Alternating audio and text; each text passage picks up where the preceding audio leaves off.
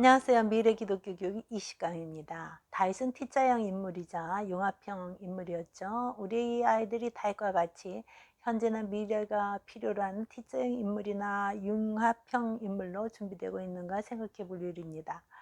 얼마 전에 교사인 후배의 방문을 받았어요. 이런저런 이야기를 나누다가 그녀가 벌써 둘째 아들 이야기를 꺼내더라고요. 제가 알기로는 둘째는 아주 영특하고 호기심 많은 아이였고 친구들을 몰고 다니는 아이였습니다.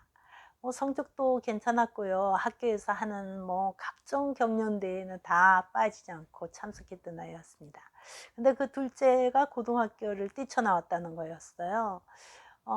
둘째를 고등학교로 보낼 때 후배는 무척 고민을 했다고 합니다. 그리고 내린 결론이 신앙적인 환경에서 기독교적 가치관을 심어줄 수 있고 아이가 마음껏 하고 싶은 것을 할 수 있도록 돕는 학교를 찾았다고 합니다. 그런데 그 아이에게 그 학교는 맞지 않은 것 같아요.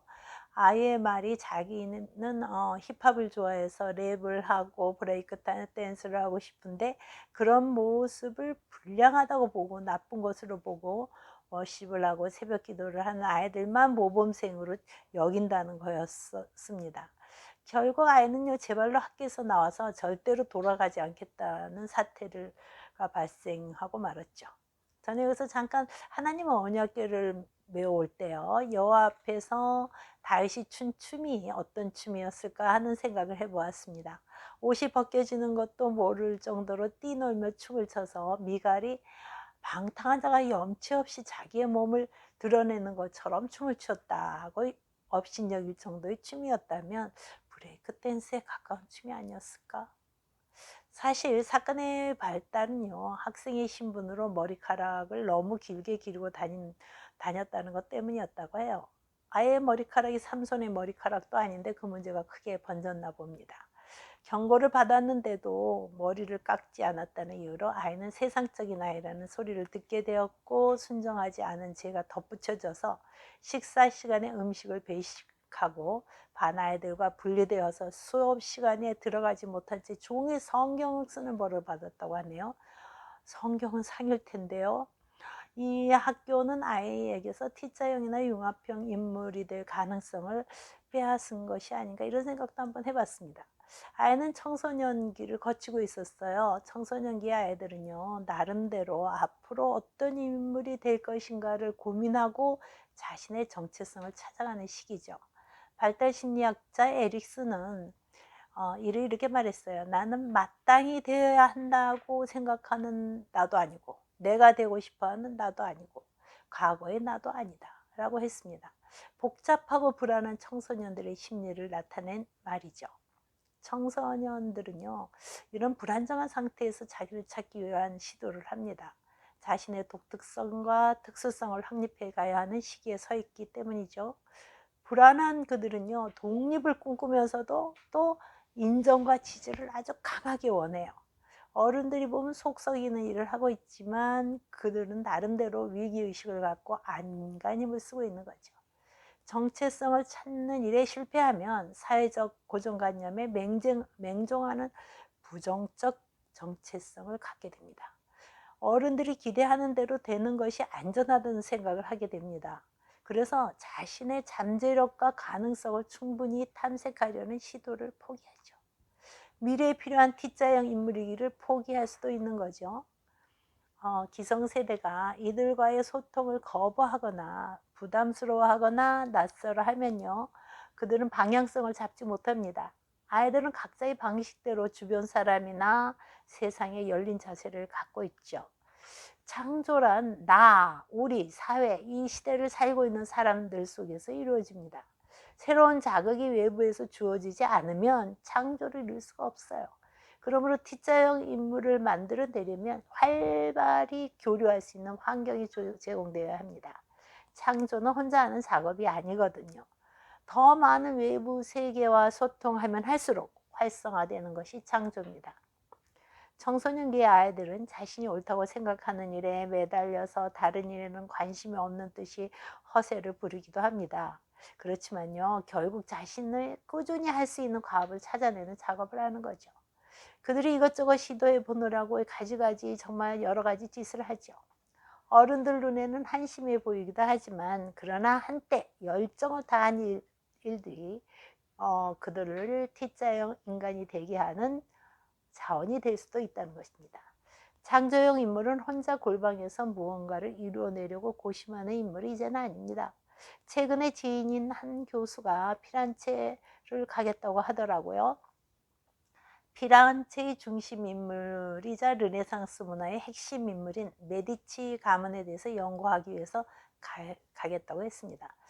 저도 유럽 여행 중에 르네상스의 발생지인 피란체를 다녀온 적이 있었습니다. 이탈리아 르네상스의 중심지이죠. 그래서 정말 예술 작품들이 많이 남아있는 곳이었습니다. 시가지 중심부인 거리 전체가 마치 커다란 박물관 같았고요. 아름다운 미술관들과 문화기관, 연구기관들이 문화도시 전통을 이어가고 있었죠. 이 거리를 걷다 보면요, 마치 내가 그 시대의 사람이 되어서 카페에 앉아 담소를 나누고 있는 수많은 화가, 조각가, 건축가, 철학가, 문학가를 만날 수 있을 것 같은 착각을 하게 되는 곳이었습니다. 서로 다른 분야를 연결시켜서 더 큰 효과를 만들어낼 수 있었던 것이 르네상스의 효과를 극대화시킬 수 있었는데, 그 중심에 한 가문이 있었어요. 그 가문이 메디치 가문이었습니다. 메디치 가문은요, 금융업을 해서요 재력을 쌓은 평민 가문이었어요. 근데 유럽 전역으로 사업을 확대해서 권력과 막대한 부를 쌓았고, 그 부로요 문화와 예술을 만발하게 하는 일을 했습니다. 메디치 가문은 세상의 창의적인 사람들을 피란체로 불러 모았죠. 어떤 분야를 막론하고 특정 시기 특정 장소에서 창조성이 꼽힐 수 있었던 것은 거기에 많은 사람들이 대화를 나누고 서로 자극하고 반응을 할 수 있는 상호작용이 있었기 때문이에요. 메디치 가문이 자유롭게 말하고 표현할 수 있는 환경을 제공함으로 연결의 시너지 효과를 극대화시켰던 거죠. 메디치 가문은요, 인재들에게 끝없는 후원을 했다고 해요. 그 후원에 대한 요구가 하나 있었는데요. 그 요구는 바로 이런 거였다고 합니다. 자네가 하고 싶은 일을 마음껏 하게나 였다고 합니다. 멋있지 않습니까? 그 당시 자녀들은 자연스럽게 집에서 초대된 각 방면의 인재들의 경험을 듣고 대화를 나눌 수 있었겠죠. 해외 전 세계를 다니는 무역하는 사람들을 초대해서 자녀들이 많은 분야에 대해 호기심을 갖게 하도록도 했을 것 같습니다. 연결의 힘인 메디치 효과를 공부하기 위해서 지금 더 많은 학자들이 그래서 피란체로 모이는 겁니다. 성경 누가복음 2장에 예수님께서 12살이 되셨을 때 율법에 따라 6월절에 예루살렘 성전에 가셨던 내용이 나옵니다. 6월절 절기 동안에는 산헤드린의 회의 광습에 따라서 성전들에서 청중들이 모여서요, 종교적, 신학적 문제에 대해서 공개 토론회를 하기도 했죠. 공개 토론을 통해서 질의응답을 하고 예수님께서도 그곳에서 선생님들 중에 앉으셔서 듣기도 하시며 묻기도 하실 때 그 지혜와 대답이 놀라웠다는 것이 나옵니다. 저는 메디치 효과에 가장 적합한 곳이 교회라고 생각해요. 우리 아이들이 그들 안에 있는 열정을 그리스도를 위한 사명감으로 전환되는 것은 교회와의 소통을 위해서입니다. 소통에 의해서라는 거죠. 열정은 개인의 성취를 위해 이루어갈 수 있지만 사명감은 나와 내가 살고 있는 공동체를 함께 생각할 때 생기거든요. 개인의 열정과 공동체에 대한 사명은 인내의 뿌리가 됩니다. 어떤 어려움 속에서도 다시 일어설 수 있는 힘이 되는 거죠. 자신의 열정을 실패한 후에 사명감으로 바꾼 사람이 있습니다. 프랑스 혁명을 쓴 토머스 칼라일입니다. 1835년 초반기에 토머스 칼라일은 프랑스 혁명 첫 권을 탈고했습니다. 얼마나 괴롭고 고된 작업이었을까 짐작이 됩니다.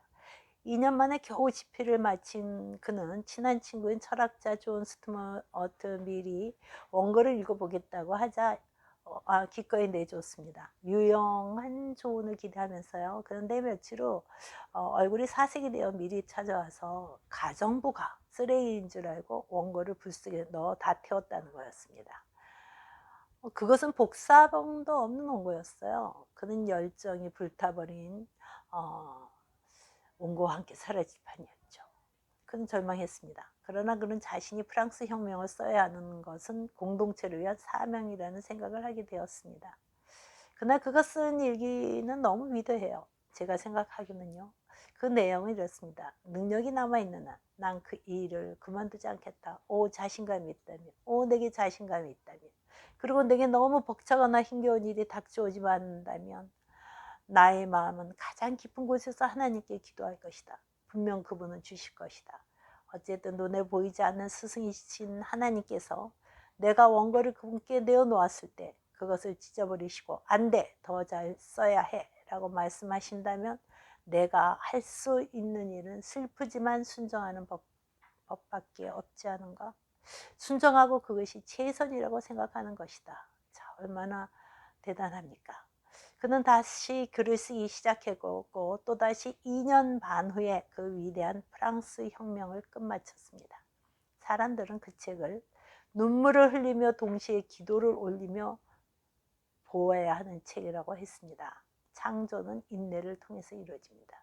요즘 많은 사람들과 사회 환경이요, 톡톡 튀는 감각에 온 신경을 쓰고 유행을 이용하는 것이 창조적 행위인 것처럼 신경을 쓰지만 그것이 창조 행위라 볼 수 있을까요? 창조는 주위 환경에 따르기만 하는 게 아니라 내가 가는 길에 대한 확신이 있어야 합니다. 내가 가는 길에 하나님께서 보이지 않는 스승이 되신다는 강한 자의식이 있어야 합니다.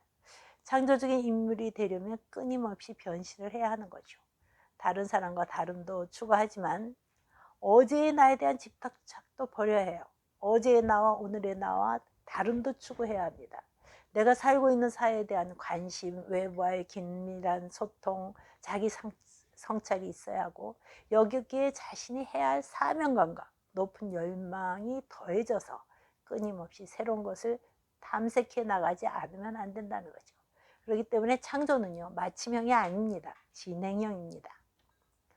오래전에 춘천에 있는 어느 교회에서 연락이 왔어요. 그 교회 청소년들을 보낼 테니 작가로서의 삶과 경험을 이야기해 달라는 거였죠. 이른 아침부터 버스를 타고 저희 집까지 찾아온 아이들은 열심히 질문을 하고 메모를 했습니다. 이런 모습이 미래를 준비하는 교회의 한 모습이 되어야 하지 않을까 생각하게 되었었는데요. 창조적 융합을 위해서는요, 적극적으로 낯선 환경에 자신을 노출시켜야 합니다. 다양한 시각과 이질적인 문화가 있는 곳에서 스스로를 재점검하는 기회를 갖고 새로운 아이디어를 탄생시킬 수 있어야 하는 거죠. 전문 분야의 훈련도 중요하지만요, 다양한 경험에서 오는 감각이 개발되어야 합니다. 교회야말로 다양한 직종을 가진 사람들이 모인 곳이 아닙니까? 각 분야에서 활동하는 사람들의 경험을 공유하는 일이 쉽게 이루어질 수 있는 곳이죠.